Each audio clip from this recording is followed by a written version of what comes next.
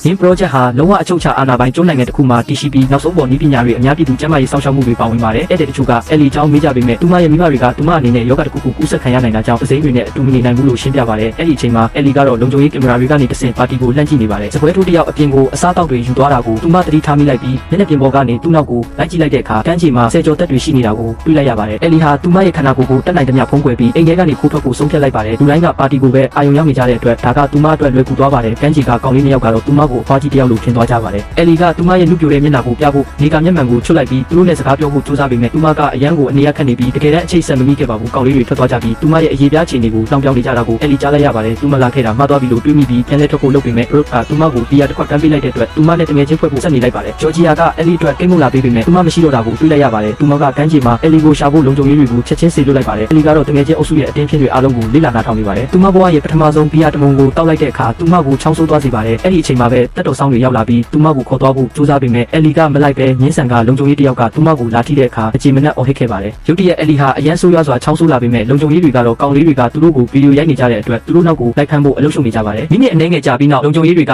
လီကိုဘရုတ်နဲ့အတူအိမ်ထဲပြန်ခေါ်လာပြီးဘီယာကိစ္စကိုပြောပြလိုက်ပါတယ်။ဂျော်ဂျီယာကချက်ချင်းပဲဒေါသတကြီးစိုးရိမ်သွားပြီးဘရုတ်ကလီဘက်ကနေကာကွယ်ပြောဆိုပေးဖို့ကြိုးစားတဲ့အခါလုံခြုံရေးတွေကသူမကိုဆွဲထုတ်သွားကြပါတယ်။ဂျော်ဂျီယာကလီကိုစက်တိုက်စုပူချိန်မောင်းနေတာကြောင့်သူမကိုအရန်ခံစားရခက်စေခဲ့ပါတယ်။အဲ့ဒီညမှာလီကလူမှုကွန်ရက်ပေါ်မှာဘရုတ်ကိုရှာဖွေခဲ့ပါတယ်။ဒါပေမဲ့သူမကိုနောက်တစ်ချိန်ဘယ်တော့မှပြန်တွေ့ရတော့မှာမဟုတ်ဘူးဆိုတာသိနေတဲ့အတွက်မဆက်သွယ်ဖို့ဆုံးဖြတ်လိုက်ပါတယ်။တစ်ချိန်တည်းမှာပဲသူမရဲ့မိဘတွေကဖြစ်ပျက်ခဲ့တာတွေကိုဆွေးနွေးကြပြီးဆယ်ကျော်သက်တွေကအသက်ကြီးလာတာနဲ့အမျှပိုပြီးပုံကန်တက်လာတာကြောင့်ခုတော့လုံးဝဖြစ်မယ်လို့သဘောတူလိုက်ကြပါတယ်။နောက်တစ်နေ့မနက်မှာမိဘတွေကလီနဲ့စကားမပြောခင်မနက်စာအတွက်အားဆေးပေါင်းများစွာကိုတောက်သုံးခဲ့ကြပါတယ်။ဂျော်ဂျီယာကလူမှုဆက်ဆံရေးရှိခြင်းဟာစိတ်ကျန်းမာရေးနဲ့စိတ်ဖိစီးမှုတွေအတွက်ကောင်းမွန်တယ်ဆိုတာကိုဝန်ခံခဲ့ပြီးဘရုတ်ကိုလီနဲ့အတူအချိန်ဖြုံးဖို့ခွင့်ပြုလိုက်ပါတယ်။ဂျော်ဂျီယာကသူမကိုအရင်ဆုံးစစ်ဆေးမှုတချို့လုပ်ခဲ့ကြောင်းနဲ့သူမတည်လာဖို့အတွက်ပတ်စံပေးခံထားရတယ်ဆိုတာကိုဘရုတ်ကဖွင့်ပြောပြခဲ့ပေမဲ့ကောင်မလေးနှစ်ယောက်ကတော့ရိုးသားစွာနဲ့ပဲတည့်သွားကြပါတယ်။လီကအိမ်ထဲမှာလိုက်လံပြသပေးပြီးသူမမိဘတွေရဲ့ရုံးခန်းထဲကိုဘယ်သူမှဝင်ခွင့်မရှိဘူးဆိုတာကိုဘရုတ်ကိုပြောပြခဲ့ပါတယ်